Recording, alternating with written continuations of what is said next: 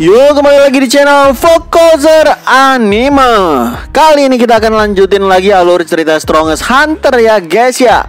Bagi kawan-kawan yang lupa dengan part-part sebelumnya, langsung aja menuju deskripsi. Di sana lengkap part yang lalu-lalu, lengkap baret lah pokoknya. Dan sebelum kita melanjutkan video kali ini, bagi kawan-kawan yang mau traktirin kopi, link traktirannya ada di deskripsi di bawah juga. So, tanpa berlama-lama lagi, langsung aja kita mulai alur ceritanya.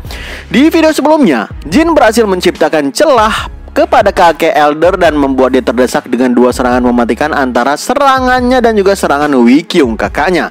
Si Elder berpikir dengan keras. Dia memadatkan ki pedangnya menjadi berlipat ganda dan berniat menahan serangan Wikyung yang dianggap lebih berbahaya menggunakan pedangnya itu. Lalu si Elder juga akan menahan serangan Jin sekalian menggunakan tangannya yang udah dilapisi ki juga.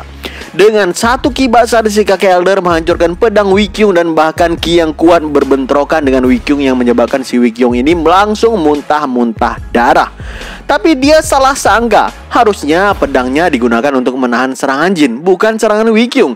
Ketika si Elder merasa bisa menahan serangan tombak Jin dengan lengannya, dengan tangannya yang dilapisi oleh ki, tiba-tiba ledakan besar pun terjadi. Dan terlihat di sini sebelah tangan Elder yang menahan tombak Jin itu langsung terputus dan hancur berantakan. Si Elder nanya, teknik apa ini? Jin ngejawab, satu serangan, one strike. Jujur serangan barusan membuat kakek Elder terkesima. Dia nggak menyangka akan kehilangan satu lengannya di usia yang udah tua seperti sekarang. Ngelihat Wikyung dan Jin, kakek Elder merasa tiga bersaudara ini memang sangat cocok untuk memimpin keluarga Jin Taiyuan di kemudian hari. Masing-masing dari mereka ini sangat kuat. Namun dia malah bilang, asal kalian tahu, kekuatan penuh baru bisa didapatkan ketika kalian membuang jauh-jauh nilai persaudaraan.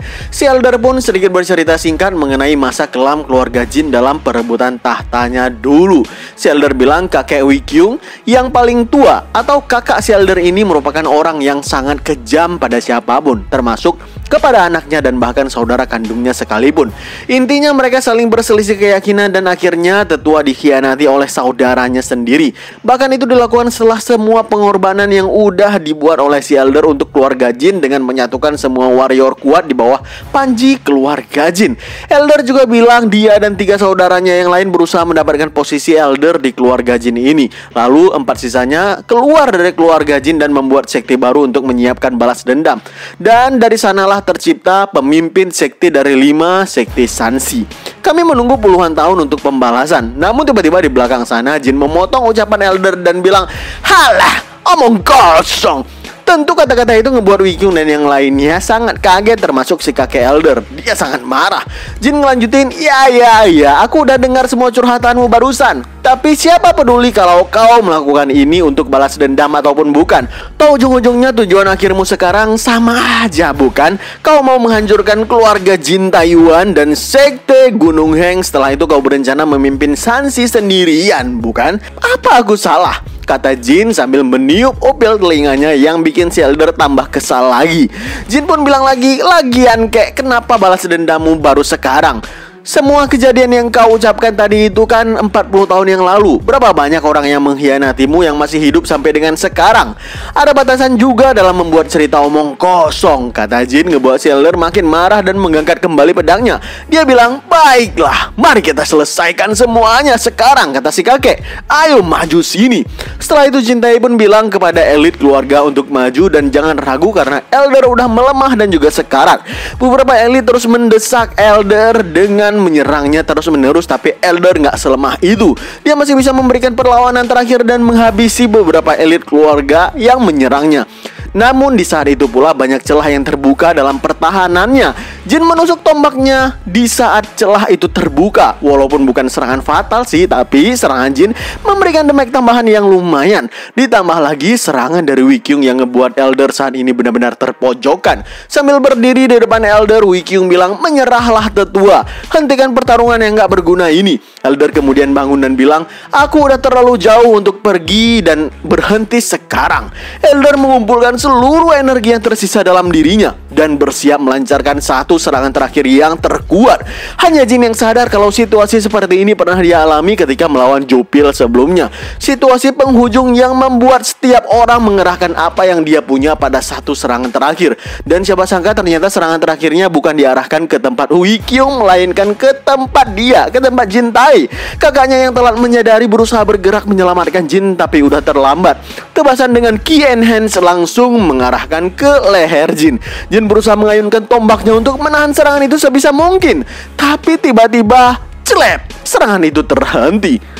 Ternyata Lee Cheon Baik ngelihat kesempatan ini dan langsung menusuk pedangnya ke perut si kakek, dan tombak Jin ternyata mengenai tubuh Cheon Baik yang udah sekarat itu. Serangan tombak Jin menjadi last hit yang membunuh Cheon Baik, sedangkan si kakek ternyata belum mati dan bergerak mundur. Dengan berhasil menghabisi Cheon Baik, Jin naik level dan seluruh statusnya juga staminanya dipulihkan oleh sistem.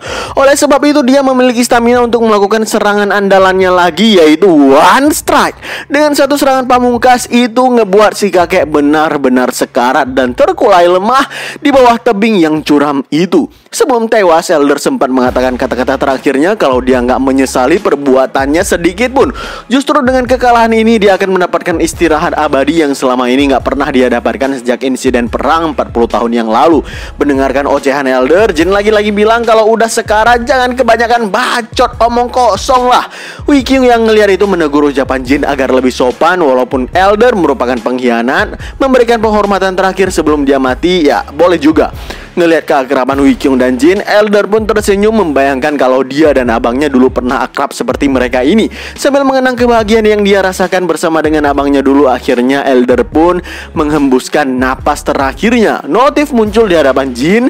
Anda berhasil mengalahkan level 95 Jin Baikyang. Level up beberapa kali dan Anda berhasil mendapatkan gelar Sleeping Dragon of Sansi atau naga tidur Sansi. Dengan kematian Elder ini, maka seluruh pengikut menjatuhkan pedang dan menyerah pada pasukan loyal Jin. Wei Peng sampai tertawa ngelihat tuan muda ketiga yang selama ini nggak bisa diandalkan malah mampu mengalahkan legenda dari keluarga Jin. Kebetulan First Elder yang sekarat belum juga mati. Wei Peng pun nanya kepadanya, apa yang akan kau lakukan setelah ketua Elder mati? First Elder menjawab, kalau memang tetua Elder mati, itu artinya kematiannya masih menjadi bagian dari rencana master kami. Dan dengar baik-baik ucapanku ini, berhati-hatilah pada Dark Heaven. Seketika setelah mengatakan itu, wajah First Elder memerah dan uratnya bangkit. Darah mulai menetes dari mata dan hidungnya hingga akhirnya dia pun tewas muntah-muntah darah. Wei Peng yakin First Elder tewas karena racun dari teknik terlarang. Dan kata-kata terakhirnya itu tentang Dark Heaven yang memicunya. Kata-kata Dark Heaven benar-benar membuatnya berkeringat dan mengatakan siapa itu Dark Heaven. Wei Peng masih kebingungan. Sementara itu di puncak tebing jurang Ngarai musim semi, terlihat si jubah misterius datang memburu tetua sekte yang bernama Jin Chong. Dan benar aja ternyata Dark Heaven yang dimaksud oleh tetua tadi sepertinya adalah si jubah misterius ini. Sepertinya karena kegagalan dari Elder untuk merebut posisi di Jin Taiwan dan kegagalan misi kali ini, dia berniat membungkam seluruh orang yang mengetahui tentang misi ini juga. Di atas sana terlihat para pemanah pasukan aliansi Elder udah dihabisi, nggak bersisa, agar informasi tentangnya nggak tersebar lebih jauh lagi. Ketika dia mau pergi, terdengar di bawah tebing sana orang-orang menyoraki naga tidur Sansi ataupun Jin. Dia sangat kesal mendengarkan nama Jin ini. Gegara Jin inilah variabel yang sama sekali nggak dia duga. Rencananya hari ini untuk merebut Sansi hancur berantakan. Si jubah benar-benar marah ngelihat Jin dan bilang, apa bocah itu ku habisi aja sekarang ya. Tapi karena terlalu ramai keadaan di bawah tebing sana, dia pun menunda niatnya. Nggak berselang lama, rumor kemenangan keluarga Jin atas sekte Gunung Heng tersebar luas di setiap sudut provinsi. Di kedai minum, kedai makan, sampai warung kelontong, semua orang nggak berhenti membicarakan tentang naga tidur Sansi ini. Tiba-tiba seorang misterius ngeluarin satu koin perak dan dia bilang kepada orang yang sedang bercerita itu. Dia bilang, ceritakan dengan simple dan sesuai dengan fakta yang sebenarnya secara lengkap tentang naga tidur Sansi itu kepadaku. Setelah mendengarkan cerita di warkop, pria misterius itu pun pergi melanjutkan perjalanan. Si kawan ini mendengarkan kalau Sleeping Dragon of Sansi adalah orang yang berkontribusi besar dalam kemenangan perang kali ini. Semua rumor mengatakan kalau dia adalah pria tampan, punya skill pedang yang sangat luar biasa, hatinya suci, nggak bisa melihat kejahatan. Bahkan orang-orang mengatakan kalau dia adalah Divine God yang turun dari surga demi menyelamatkan keluarga Jin. Tapi begitu si kawan ini mendengarkan Sleeping Dragon of Sansi adalah tuan muda ketiga keluarga Jin alias alias Jin Taekyung, pria ini menepok mukanya dengan sangat malu. Sepertinya dia sangat kenal dengan sosok Jin. Gak berselang lama, dia pun tiba di gerbang keluarga Jin. Mujin sebagai penjaga gerbang langsung menghadangnya dan bilang, "Berhenti di situ. Aku adalah penjaga gerbang agung keluarga Jin Taeyuan. Aku Hyuk Mujin." Sekaligus tangan kanan dari naga tidur Sansi. "Cepat katakan urusanmu, kunjungan kemari." Dengan sangat marah orang itu ngejawab, "Diam dan buka aja pintunya, goblok." Di tempat lain terlihat Jin sedang sibuk ngeliatin status windownya. Saat ini terlihat level Jin berada di level 50. Dan dalam pertarungan terakhir kemarin, Jin berhasil langsung naik ke 13 level. Itu seperti jackpot baginya. Dan dengan bangga dia bilang, "Hahaha, ini memang layak didapatkan setelah pertarungan mempertaruhkan nyawaku." Aku penasaran bagaimana level 95 seperti tetua utama bisa kalah dengan level 50 sepertiku ya. Tapi jika aku pikir-pikir lagi, apa yang terjadi jika aku bertarung sekali lagi ngelawan dia by one ya? Aku pasti gak akan bisa bertahan kurang dari semenit dah. Jin rebahan sambil bilang, "Aku berencana menjadi salah satu orang terkuat terlebih dahulu di dunia ini, baru kembali ke dunia nyata. Ku yakin dia pasti akan terkejut dan menaikkan tawaran kontraknya," kata Jin sambil membayangkan ketua guild yang berusaha merekrutnya dengan bayaran kontrak harga yang fantastis itu. "Aku mungkin akan keluar ketika udah setara dengan hunter rank B di dunia nyata, atau sekalian aja ketika udah menjadi hunter rank A ya." Lagi dia membayangkan hal-hal yang membuatnya bersemangat itu, tiba-tiba pintu kamarnya didobrak dan dihancurkan sampai hancur berkeping-keping. Terlihat si kawan bercaping tadi masuk ke kamar Jin dan di sampingnya terlihat Mujin udah babak belur dihajarnya.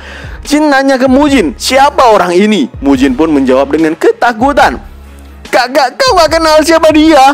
Jin kembali bilang, "Bagaimana aku tahu? Harusnya orang yang datang yang harus memperkenalkan diri terlebih dahulu, bukan?" Dalam hati Jin bilang, dari penampilan fisiknya dia sangat terlatih dan dia terlihat masih muda. Dia kemungkinan adalah ahli bela diri yang kemari untuk menantangku setelah mendengarkan rumor di luar sana. Baiklah, Jin berdiri mau meladeni orang itu. Dan sebelum itu Jin pun ngeluarin key sense untuk ngelihat status dan levelnya. Tapi betapa kaget Jin ketika dilihat levelnya yang gak terdeteksi, yang artinya levelnya ini berada di atasnya 2 kali lipat dari levelnya yang sekarang.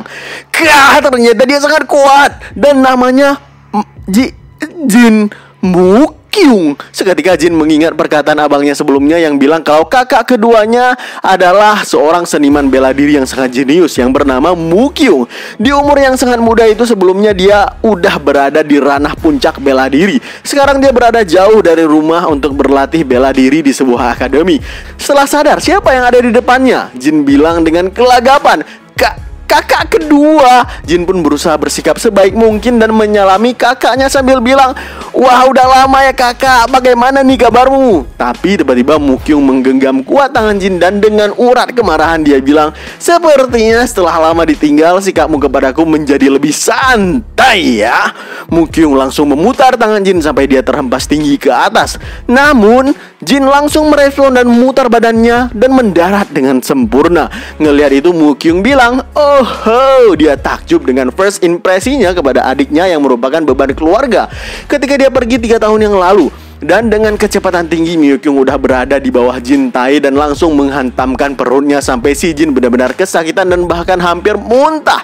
Dengan kesal Jin pun langsung membalas serangan itu sekuat tenaga sambil bilang, "Sakit tahu." Tapi Mukyung bisa menghindari serangan Jin dengan santai dan gampangnya. Bahkan dia sempat melancarkan serangan counter pukulan kerusuk Jin yang ngebuat dia makin kesakitan lagi. Ketika hendak Jin mau berbalik badan untuk melakukan serangan balasan, 3 hit combo langsung menghantamkannya bertubi-tubi. Mukyung dengan wajah tersenyum dan tanpa serius sedikit pun bilang, "Bertahanlah, ini masih jauh dari kata selesai." Tapi di pukulan terakhir Jin bisa menahan serangan kakaknya sampai pukulannya mental kembali. Mukyung bilang, "Kau udah berkembang ya, bahkan bisa menahan satu seranganku."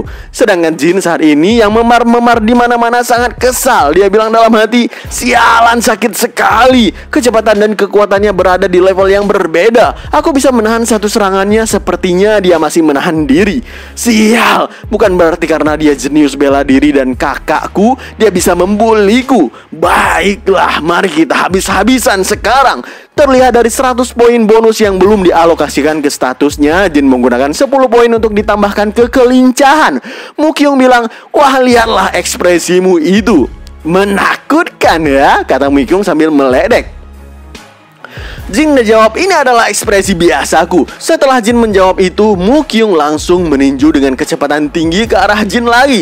Tapi kali ini Jin bisa dengan sempurna menghindarinya. Tentu itu ngebuat Mukyung sedikit kaget. Dengan sedikit sombong Jin bilang, kau udah mendengar rumor di luar sana bukan? Aku adalah naga tidur Sansi. Sambil tertawa Mukyung bilang, aku udah mendengar lebih dibandingkan yang ingin ku dengar. Rumor yang gak mendasarmu itu. Jin bilang lagi, kalau begitu kau harus waspada. Aku akan segera menyusulmu. Dengan tertawa mengejek, Mukyung ngejawab, kau menyusulku? Kapan? Mulai sekarang lah, kata Jin dengan sangat percaya diri. Setelah itu Jin pun langsung menambahkan 10 poin lagi kepada kelincahan. Sambil maju dengan tinjunya, Mukyung bilang, jika kau bisa menahan seranganku selama 15 menit, aku akan menganggapmu sebagai kakak seniorku.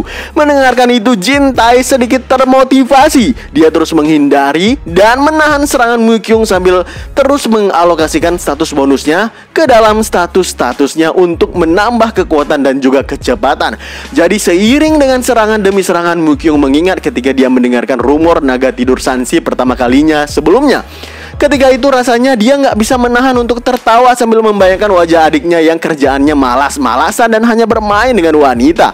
Makanya dia masuk ke kamar Jin tadi dengan menghancurkan pintu lalu menguji apa yang dia dengar di luar sana. Tapi bagaimana ini mungkin terjadi? Jin terus-menerus menahan dan menghindari serangannya. Mukyung bilang Jin Taekyung yang selama ini selalu menyia-nyiakan kesempatan emas untuknya menjadi warrior bela diri, dia bisa menjadi seperti ini dalam waktu 3 tahun dengan kemampuannya sendiri. Apa hal seperti ini mungkin terjadi? Namun tiba-tiba sebuah pukulan langsung mengarah ke tempatnya dan dia menahan sampai urat tangannya keluar. Sambil tersenyum Jin Tai bilang, kau menahannya karena aku yakin kau gak bisa menghindarinya bukan? Sudah ku bilang aku akan segera menyusulmu. Jin udah menggunakan 50 bonus statnya dan hanya tersisa 50 bonus poin lagi. Dengan berkeringat Mukyung bilang, apa kau meminum semacam elixir of divine key? Jin ngejawab, hah? Kenapa aku harus meminum sesuatu yang menjijikkan seperti itu? Toh, kau akan menganggapku sebagai seniormu bukan jika aku bisa menahan serangan-seranganmu selama 15 menit, katamu tadi? Aku cukup yakin sekarang 15 menit udah berlalu bro. Tiba-tiba seluruh rumah bergetar hebat. Ruangannya mulai retak di mana-mana. Mukyung gak lagi menahan kekuatannya. Pancaran aura yang luar biasa keluar dari tubuhnya yang bahkan ngebuat Jin Taekyung panik. Begitu juga dengan penjaga gerbang Mujin. Wah, apakah yang akan terjadi selanjutnya? Apakah Jin akan mengerahkan sisa 50 poin bonusnya dan memberikan perlawanan kepada kakaknya? Nantikan segera lanjutan alur cerita Strongest Hunter hanya di channel Focozer Anime dan tembusin dah 3000 like-nya biar kita bisa terus update video terbarunya setiap hari. Oke lah, stay Focozer dan stay update.